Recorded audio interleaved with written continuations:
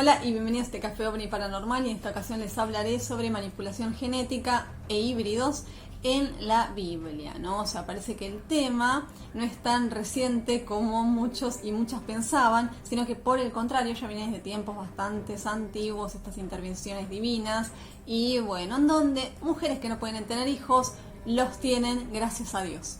Manipulación genética, como les decía, no es posible que algunas personas mencionadas en la Biblia hayan sido posibles híbridos extraterrestres gracias a la intervención genética realizada a sus madres estériles. Casos abundan. De cada una de las mujeres estériles de la Biblia nació un hombre de Dios, y hombres, por cierto, muy importantes. Isaac nació de Sara, esposa de Abraham, y tuvieron que esperar 25 años para tener la respuesta de poder tener un hijo. Jacob nació de Rebeca, esposa de Isaac, quien oró a Dios y le dio 2 hijos, Jacob y Esaú. Él no tuvo que esperar 25 años como su padre, Abraham, para tener hijos, ¿no? De mano de Dios. Sansón nació también de una mujer estéril. Un ángel del Señor se le apareció y le dijo que tendría un hijo, y él quedó registrado como uno de los hombres de fe de la Biblia. Y esto nos recuerda a otro caso que más adelante lo veremos, y ya lo vimos en el canal. El profeta Samuel nació de Ana. Ella oró al Señor y había vivido años de humillación por parte de la otra mujer del Caná. Después tuvo 5 hijos más, 3 varones y 2 mujeres. Juan el Bautista nació de Elizabeth y fue quien bautizó al Mesías. Y hay 2 casos emblemáticos, aunque uno menos conocido que el otro y digno de conocerse. Y bueno, ¿no? Un caso es el de Raquel, una de las esposas de Jacob, posteriormente rebautizado por Dios Israel, y uno de los patriarcas que, al no poder darle hijos a su marido, le ofrece a su sierva Bila para que la tome como esposa y pueda darle una mayor descendencia, ya que Jacob tenía hijos con otras esposas. Y así fue, aunque luego Raquel quedó embarazada y nació José, quien luego llegaría a ser administrador de Egipto, o Kemet, como era conocido en la antigüedad, y el propio faraón le asignaría otro nombre, Safnat Panea. Luego nacería su hermano Benjamín, y luego Raquel fallece, ¿no? Al tiempo de tenerlo a Benjamín.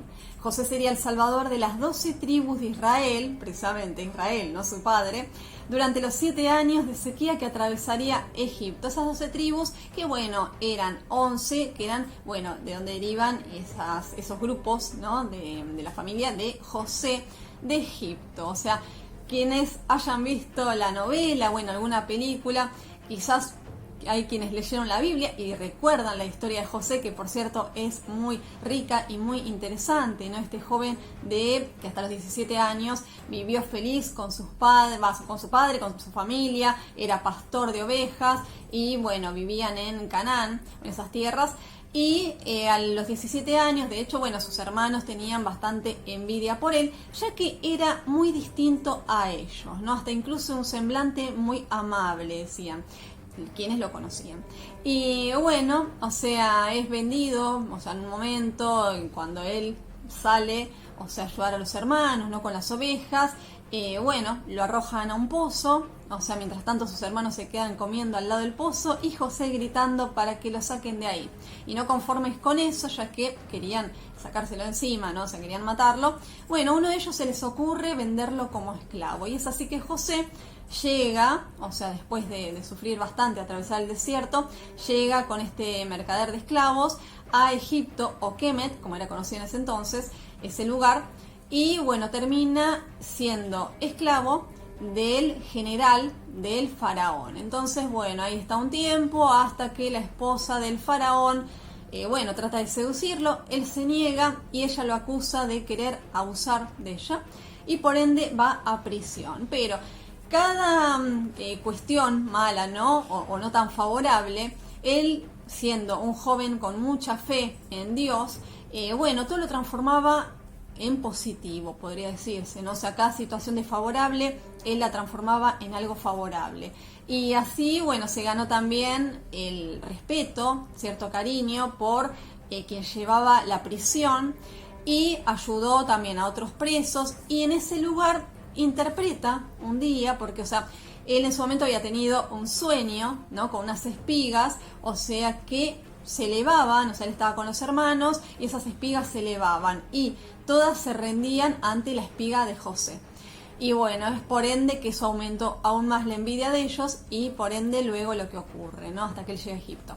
Cuando está en prisión, o sea, se encuentra con el copero o sommelier del faraón y bueno, que también ha ido a parar ahí, y el panadero. Entonces, bueno, les cuentan los sueños, porque dicen, pero vos los interpretás en un diálogo que tienen.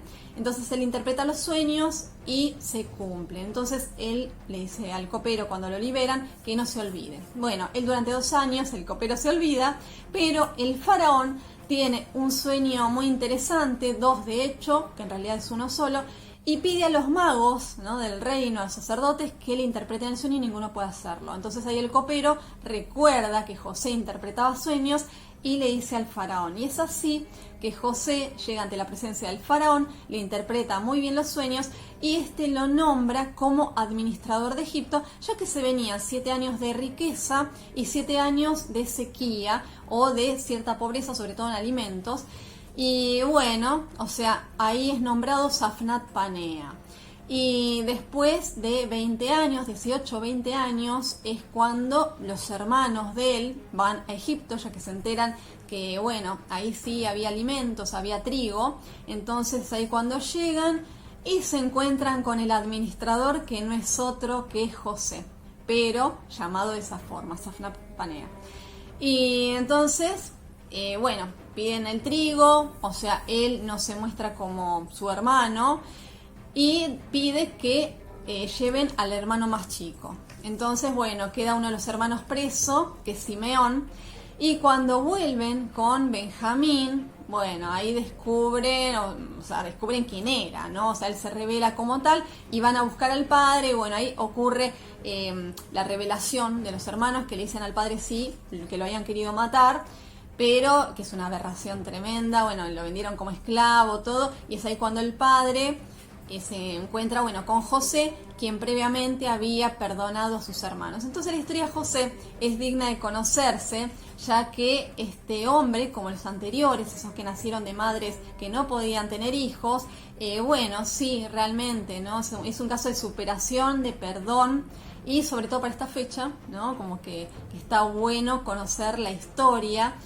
realmente, ¿no?, lo histórico, porque de hecho han encontrado un sitio que sería su posible tumba y no han encontrado el cuerpo que de hecho Moisés, o sea, Dios le transmite a Moisés cuando libera al pueblo hebreo que se lleve los restos de José para la tierra de Canaán, ¿no?, en la tierra en donde estaban enterrados, bueno, su padre y, bueno, sus familiares. Entonces, así que Moisés retira esos restos y bueno, los lleva con él. Una historia muy muy interesante. Si quieren ver la novela también, la novela serie, porque es más una serie y es muy llevadera, e investigar en la historia de José Egipto o Safnat Panea, porque es realmente maravillosa. O sea, es muy fuerte, pero es una historia de superación y alguien a quien recordar, obvio.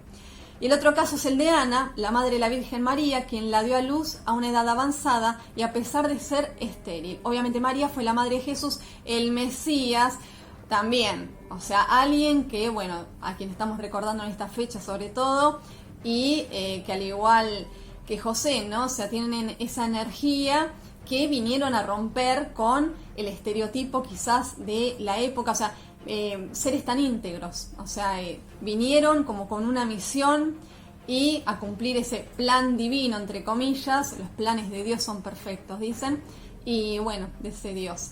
Así que, bueno, a indagar, o sea, en la historia de Jesús, José y María está en el canal, y en cuanto a José de Egipto iba a hacer un video, pero me pareció muy bien abrir un paréntesis y contar a grandes rasgos esta gran historia entre las otras. Así que bueno, espero que estén muy bien, que indaguen al respecto, si así lo sienten, y no se van a arrepentir. Que estén teniendo un excelente día, que lo disfruten. Muchísimas gracias a quienes están en el canal y será hasta el próximo video. Adiós.